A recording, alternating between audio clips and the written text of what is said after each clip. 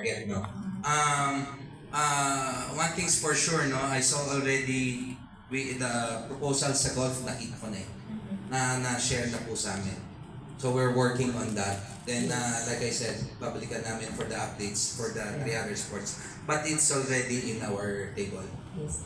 Speaking of the new format of basketball and volleyball, so it's gonna be a long season. Ilang months natin ini-expect before basketball or volleyball end?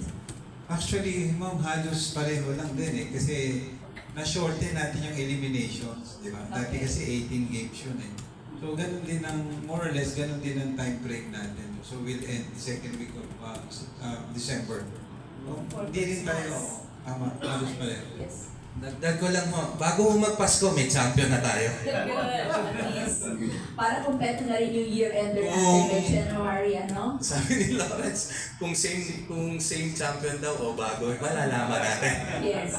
Okay, speaking of promotion of all the sports, kamusta naman ang magiging coverage nyo with your media partner? Kasi yung basketball, yung volleyball, alam natin, sikat na yan. But how about other sports? Paano din natin sila tutulungan na hindi man makapanood sa venue yung mga kababayan natin, but they can really watch it? Totoo po yan, ano?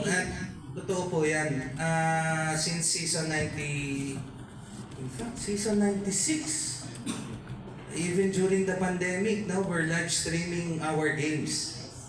Online nga lang.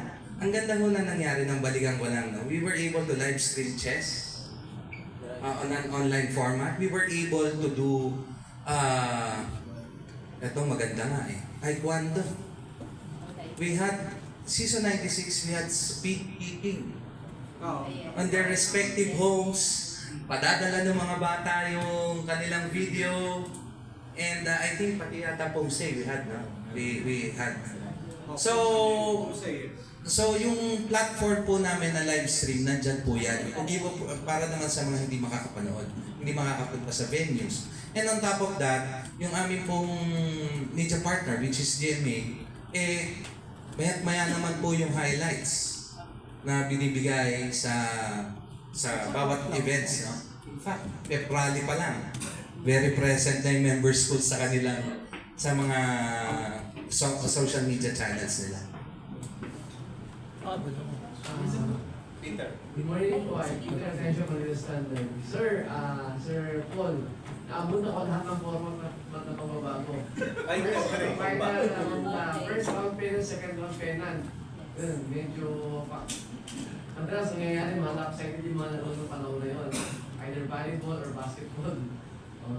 Second, yung final po era naman, medyo close ang laban. Minsan, nalalaman mo na agad kung sino yung mga top 4. Yun. Tapos sa play-in, play-off, medyo parang naging unpredictable. Pwede siyang maging close, pwede siyang maging hindi close yung laban.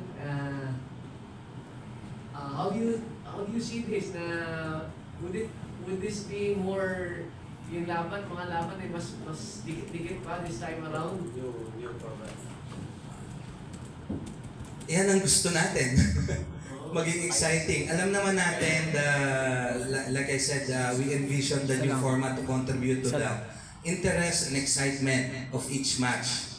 And couple this with the fact that all teams over the off-season really recruited, really prepared for season 101, especially in basketball now. No?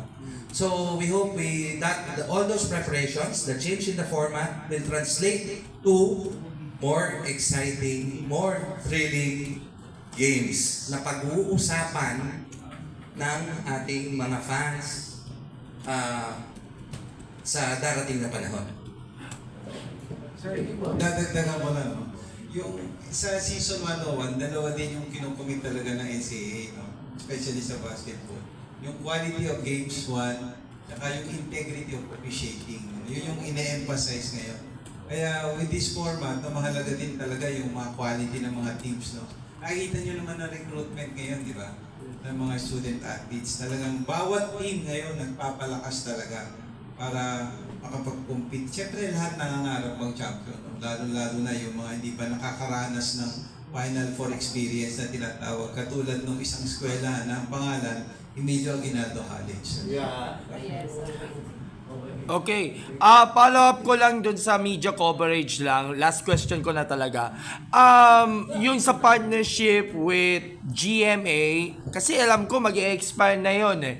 Will this be mauwi nyo ba kayo or kamusta ang partnership ninyo with GMA? Kasi considering nga nasa digital TV tapos may mga live streams na rin sa iba't ibang mga platforms. We're very happy with our partnership with GMA. No? So, tama ka, we are on our last year. And that's all I can say. Kasi, alam mo naman, may mga dapat pang pag-usapan dyan that we really cannot share. Last question talaga to. Sir Paul, yung NCAA ay pinagmamalaki niyo yung pagiging all-Filipino and hometown league, no? Kasi wala kayong binawal niyo yung mga pagkuha ng mga imports, no? Ito ba, Sir Paul and Sir Lawrence, contributes a lot sa ating national cause, yung napapalakas lalo natin yung ating pool of talent na puro homegrown. Timely. Kasi recently, pag nag-surf ako sa social media, parang nag-surface yan eh. Yung mga FSAs na. There are always two sides of the coin. Ika nga, no? On one side, with the all Filipino dito sa NCAA, talagang ang all focus of training, attention, even the minutes played, sa lokal, no?